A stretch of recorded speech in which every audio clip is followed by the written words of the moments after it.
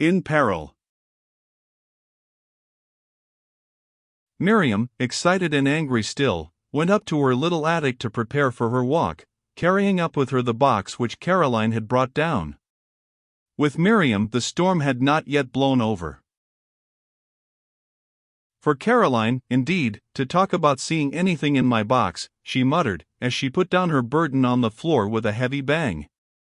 She knows well enough that I'd no more stoop to do the mean things that she does, than I'd go begging barefoot about the streets.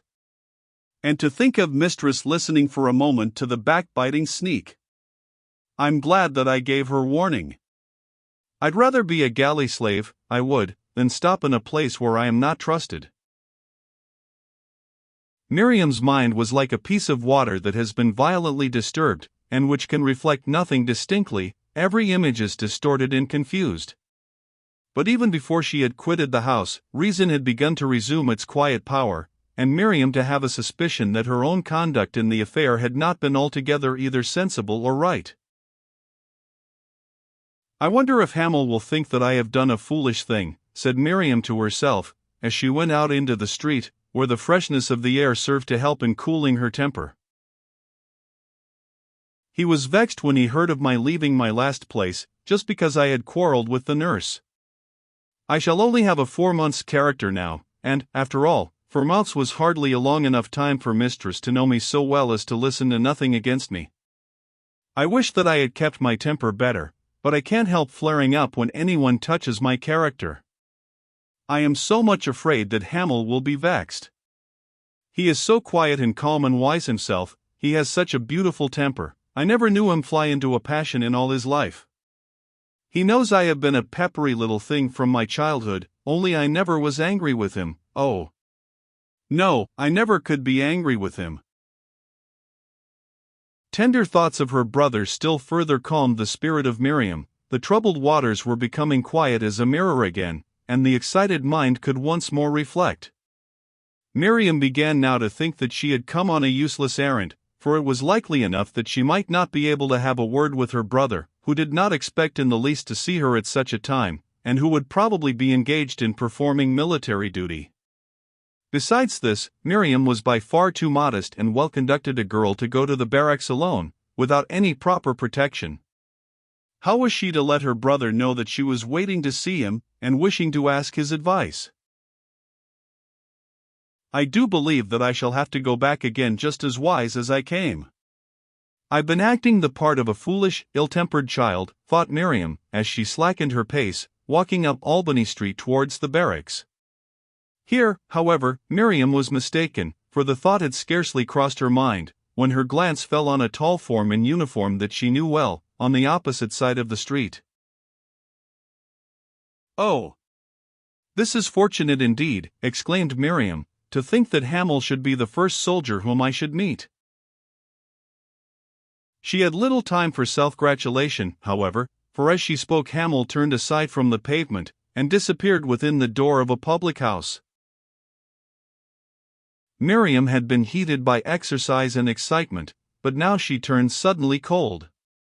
The terror which had struck her 2 months before when she had looked at that same dear form staggering under the influence of drink, came over her again, and almost overpowered her. Was her brother, the brave noble-hearted brother, whom she so fondly loved, he of whom she had been so proud, was he yielding again to that deadly vice, which would sink him lower than the brutes? Miriam's anxiety for Hamel's safety during the campaign in Abyssinia had been light and easy to be borne compared with what she felt now, for had not her brother owned that a taste for drinking was his besetting weakness, and to what must that taste, if indulged, inevitably lead in the end? To shame, disease, and misery, condemnation before God, things 1,000-fold worse than death.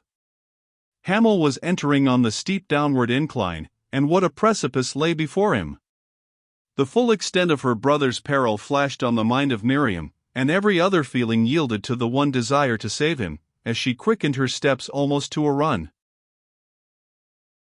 The modest young maiden had never crossed the threshold of a public house, nor had she even thought of doing so before. Miriam had a natural shrinking from going amongst strangers, and into a place where it would be unseemly for her to appear, and yet, to the no small surprise of Hamel, as he stood at the bar with a glass of gin in his hand, he heard a voice nervously pronounce his name, and, turning, beheld his twin at his side.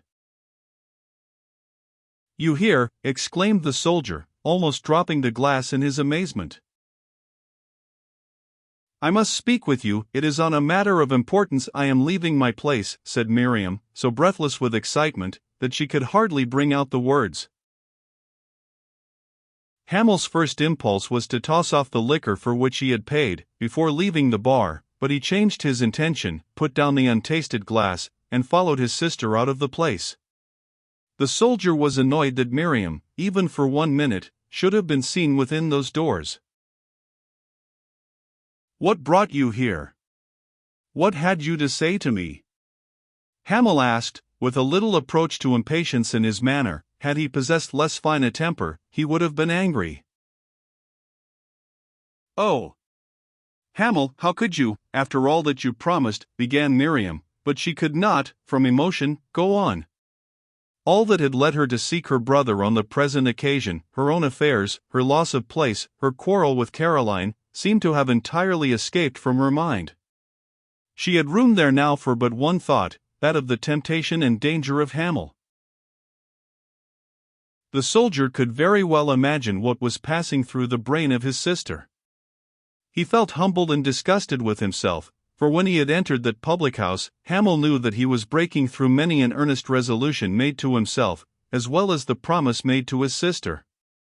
The twins walked on for some little way in silence, then, as if by tacit consent, they took the first turn into the Regent's Park. Entering the enclosure, Hamel and Miriam went over the grass to a quiet seat, where they could converse together undisturbed and unheeded by anyone. Neither of the muckbeans uttered another word until they had reached the seat, and sat down upon it. Each was busy with bitter thoughts which it would be difficult and painful to put into language. Miriam, indeed, was beginning to turn her thoughts into prayer, and when once she was able to do this, half their bitterness was taken away.